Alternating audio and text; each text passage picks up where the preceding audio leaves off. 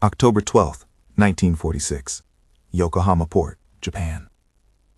The air tastes of salt and coal smoke, a bitter perfume clinging to the skeletal remains of warehouses. A persistent drizzle slicks the rubble-strewn quayside, turning mounds of shattered concrete and twisted rebar into glistening, gray monuments of defeat. The rhythmic creak of a cargo crane, manned by the U.S. Army's 8th Quartermaster Corps, is the only steady pulse in a city holding its breath. For Fumiko Tanaka, the sound is a heartbeat that is not her own. She pulls the thin shawl tighter around her shoulders, the damp wool doing little to ward off the autumn chill that seems to rise from the very stones beneath her worn Gaeta sandals.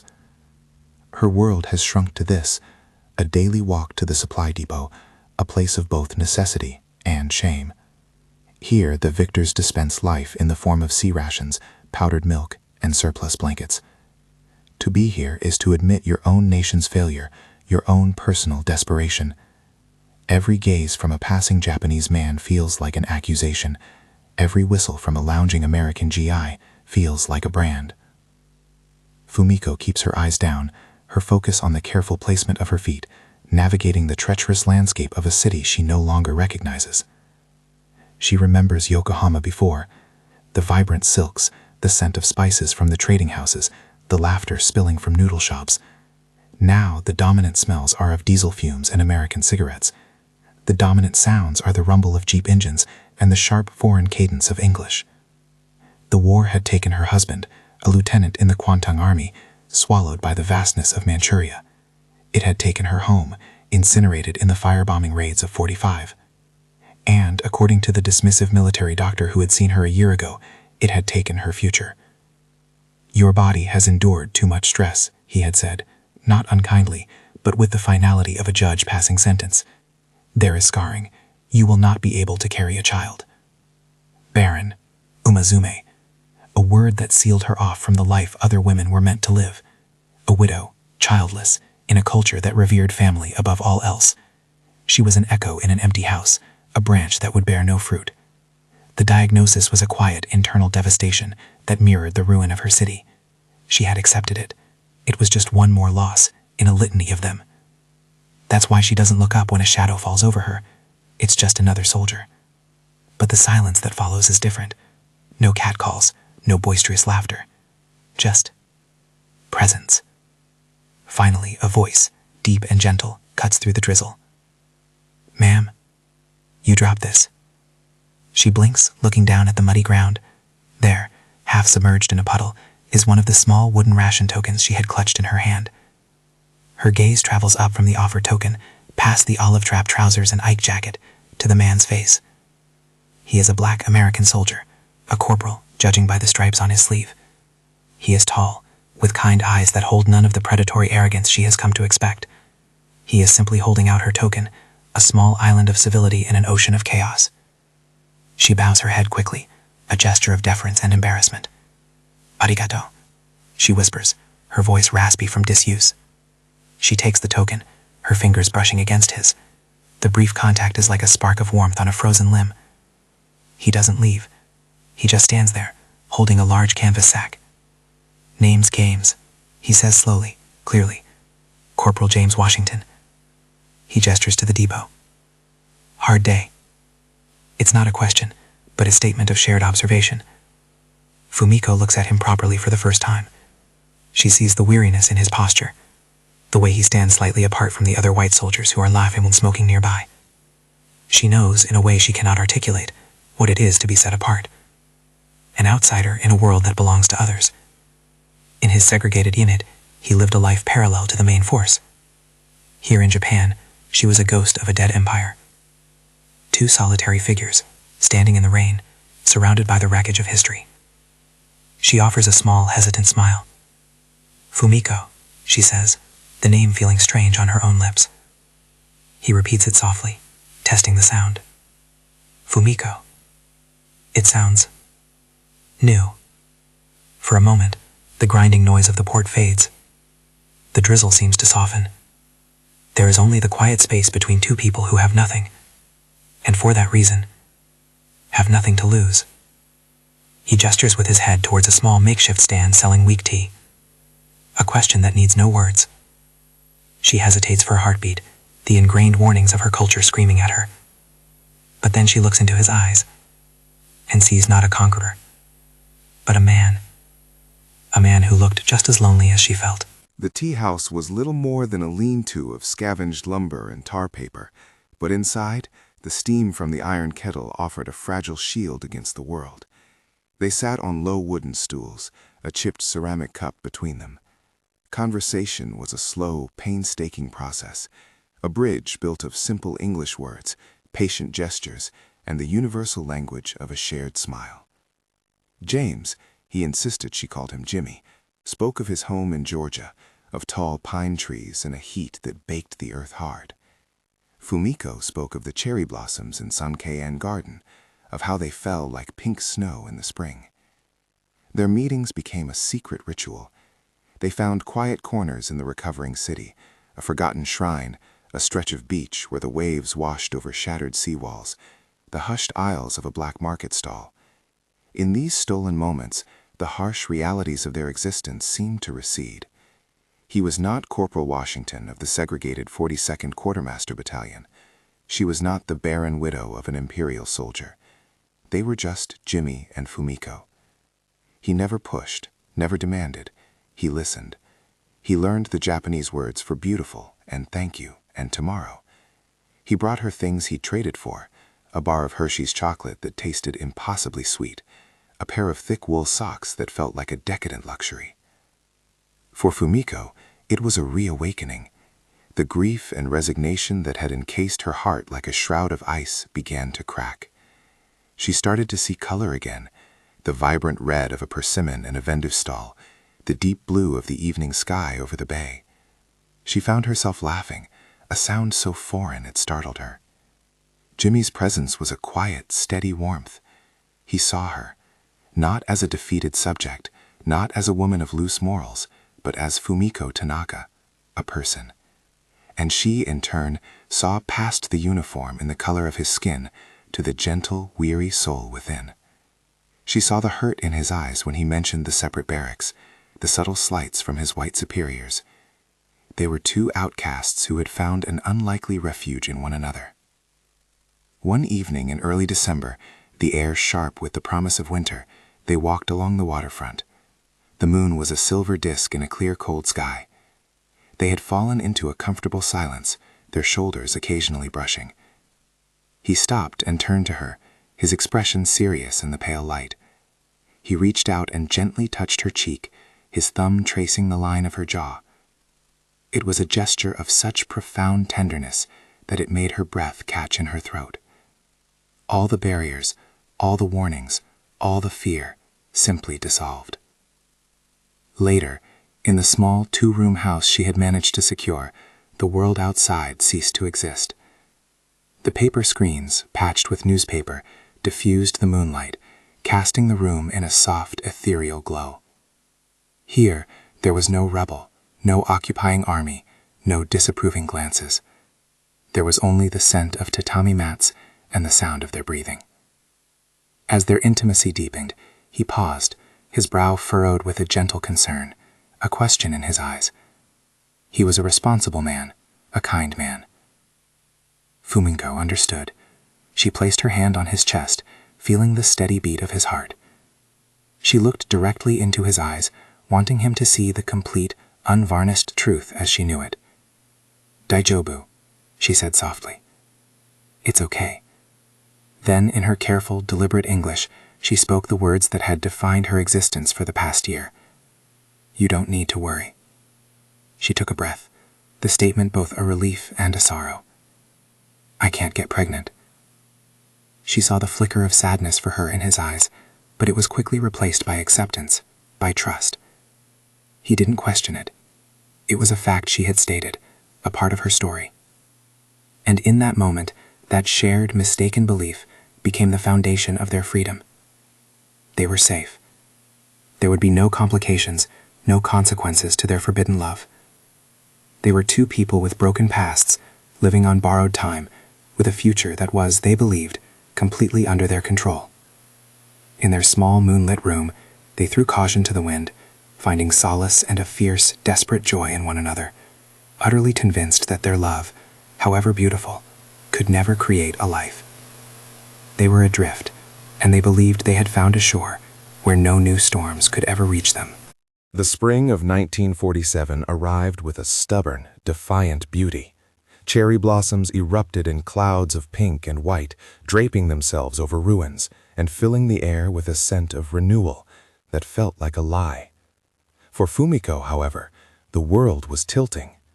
The first sign was a morning wave of nausea that left her weak and trembling over the small charcoal hibachi. She dismissed it. The food from the depot was often old, the water not always clean. Sickness was a constant companion in post-war Japan. But it didn't stop. A profound, bone-deep weariness began to settle over her, a fatigue so heavy that the short walk to the market felt like climbing a mountain. Food she once enjoyed now turned her stomach. The smell of fish, a staple of her diet, became unbearable. Jimmy noticed the change immediately. The light in her eyes had dimmed, replaced by a permanent shadow of exhaustion. He saw the new pallor of her skin, the way she would sometimes press a hand to her stomach with a grimace. "You're sick, Fumi," he said one afternoon, his voice laced with worry. He'd brought a can of peaches, a rare treasure, but she could only look at it, her appetite gone. "We need to get you to a doctor." "Ie," she shook her head, a flicker of panic in her eyes. "No, it is nothing, just a bad stomach." To go to a doctor was to invite scrutiny, to spend money she didn't have, to risk their secret being exposed. But there was a deeper reason for her denial, a terror she could not name. Her body was behaving in ways she did not understand, betraying the one medical certainty she clung to. The symptoms were familiar from conversations she had overheard between other women, whispers of pregnancies, both wanted and unwanted. But for her, that was impossible. The doctor had been clear. Umasume, Barren. The word was her shield. It was the wall she erected in her mind against the terrifying possibility that was taking root. To even consider it felt like a madness. It would mean the expert, the man of science, was wrong. It would mean her body, which she knew to be broken, had somehow healed itself. It was a fantasy, a cruel joke. And so she pushed the thought away, again and again. She was sick. She had caught an illness. That was the only logical explanation. As April turned to May, the symptoms became impossible to ignore. Her clothes grew tight around the waist. Her morning sickness became a daily ritual of misery. The whispers in the neighborhood grew louder. The glances from other women were no longer just accusatory. They were knowing. They saw what she refused to see. The denial was consuming her. She became withdrawn, her fear a palpable presence in the tiny house. One evening, Jimmy arrived to find her sitting motionless in the dark, staring at the wall. She had been crying. He knelt before her, taking her cold hands in his. "Fumiko, we can't do this anymore. You're getting worse. I don't care what it costs. I don't care who finds out. I'm taking you to the base infirmary tomorrow. There's an American doctor there. He'll figure out what's wrong." The word infirmary sent a fresh wave of terror through her. A military base, a place of ultimate authority, of foreign power, a place where she would be utterly exposed. "No, Jimmy, please." Her voice was a fragile whisper. "I cannot." He squeezed her hands gently but firmly, his gaze unwavering. "Yes, you can. We will." He wouldn't listen to her protests. He couldn't stand by and watch her waste away from this mysterious illness. He didn't know what it was, dysentery, an ulcer, some kind of parasite, but he knew it was serious. Pregnancy never once crossed his mind. She had told him it was impossible, and he had believed her with all his heart. He was simply a man in love, desperate to save the woman he cared for from a sickness that was stealing her from him day by day. His decision was made. He would face the whispers, the regulations, the consequences. Tomorrow, they would face the truth, whatever it was. He just prayed it wasn't a death sentence. The U.S. Army's 24th Infantry Division Infirmary was a world away from the quiet, paper-walled house Fumiko shared with Jimmy. It was a long, sterile Quonset hut that smelled of antiseptic and floor wax. The air hummed with the unfamiliar buzz of electricity. White uniformed medics moved with brisk, efficient purpose, their voices sharp and loud. For Fumiko, clinging to Jimmy's arm, it was the most intimidating place on earth. Every eye seemed to be on her, the lone Japanese woman in a sea of American military personnel. She could feel the judgment, the curiosity. Corporal Washington stood tall, his presence a shield around her. He spoke in low, firm tones to the intake sergeant, explaining the situation with a carefully edited story about a local worker who had fallen ill. After an agonizing wait on a hard wooden bench, they were ushered into a small examination room. It was stark white, dominated by a metal-framed bed covered in a sheet of crisp paper. The doctor who entered was a young captain named Miller, with tired eyes and a no-nonsense demeanor. He listened with detached professionalism as Jimmy explained Fumiko's symptoms, the nausea, the fatigue, the abdominal discomfort. Fumiko sat silently on the edge of the bed, her hands clenched in her lap, understanding only a few words. She watched the doctor's face, trying to read his expression for any sign of what dreaded disease he might diagnose. Captain Miller began the examination, his touch clinical and impersonal. He pressed on her abdomen, his brow furrowing slightly. He asked Jimmy questions Fumiko couldn't understand, and Jimmy relayed them to her in gentle Japanese. "When was your last cycle of bleeding?" She tried to remember, the weeks blurring into a fog of sickness and fear. Her answer was vague, uncertain. The doctor made a note on his clipboard, his expression unreadable. Then he reached for a stethoscope. He warmed the cold metal disc in his hand before placing it against her belly. Fumiko flinched. The silence in the room stretched, thick and heavy. The only sound was the rustle of the paper sheet beneath her. Captain Miller moved the stethoscope, his eyes closed in concentration. He stopped. He moved it again. A look of complete and utter confusion crossed his face. He pressed the earpieces tighter, listening intently. Without a word, he straightened up and walked to the door. "Sergeant, get Major Davis in here, now." Jimmy's heart pounded in his chest. A major? That couldn't be good. Fear, cold and sharp, pierced through him. Was it cancer? Something terrible and fast-moving? He put a reassuring hand on Fumiko's shoulder, but his own hand was trembling. Major Davis, an older, more senior medical officer, entered a moment later. Captain Miller spoke to him in a low, urgent murmur, pointing at his notes, then at Fumiko. The major looked skeptical, but he took the stethoscope and repeated the process. He listened for a long, agonizing minute, his expression shifting from disbelief to sheer astonishment. He took the stethoscope from his ears and stared at Fumiko as if she were an apparition. He turned to Jimmy, his voice filled with a sense of wonder that bordered on shock. "Corporal," he began, then paused, as if searching for the right words. "Your friend here, she isn't sick with any disease I can name." Jimmy's relief was a dizzying wave, but it was immediately replaced by confusion. "Sir, then what is it?" Major Davis looked from Jimmy to Fumiko and back again. He took a deep breath. "Corporal, she's pregnant. I'd say about 4, maybe 5 months along." The words hit Jimmy like a physical blow. "Pregnant?" He stared at Fumiko, whose eyes were wide with incomprehension, sensing the shift in the room's atmosphere but not understanding the cause. "Sir, with all due respect, that's not possible," Jimmy stammered. "She was told she couldn't have children by a doctor." "Well, that doctor was wrong," Captain Miller interjected, his voice tight with disbelief. "She's pregnant, all right. That's not even the half of it." Major Davis held up a hand. He looked at Jimmy, a strange mix of sympathy and awe on his face. He leaned in, his voice dropping slightly, as if sharing a state secret. "Corporal, I've been a doctor for 20 years. I've delivered hundreds of babies. I know what I'm hearing." He paused, letting the weight of his next words fill the sterile white room. "I don't know how to tell you this, but I'm not hearing 1 heartbeat in there. Or 2. He locked eyes with the stunned corporal. "I'm hearing 3 distinct heartbeats. Son, you're going to be the father of triplets." Silence.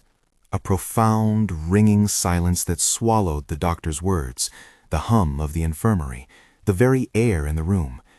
Jimmy stared, his mind refusing to process the information. Pregnant. Not possible. Triplets. A word from a world of circus oddities and newspaper headlines. Not his life. Not here. Not with Fumiko. He looked over at her, still perched on the edge of the examination table, her face a mask of anxious confusion. She looked at him, then at the doctors, trying to decipher the meaning behind their stunned expressions. "Nan desu ka?" she whispered. "What is it?" How could he possibly translate this? How could he form the words for a reality that felt like a dream? He knelt before her, taking her hands. His own were slick with sweat. He chose his words carefully, the simple Japanese vocabulary they had built together suddenly feeling laughably inadequate. "Fumi, Oisha, the doctors, they say you are not sick." A flicker of relief in her eyes. "Honto? Really?" He nodded, his throat tight. "Hi, you have Akachan, baby." Fumiko's eyes widened. Her hands flew to her mouth. A torrent of Japanese followed, a desperate, questioning flood. "Impossible. Umazume, the doctor said—" She shook her head, tears welling. It was a mistake. They were wrong. They had to be. Jimmy held her hands tighter, trying to anchor them both. Fumi, listen. Not one Akachan.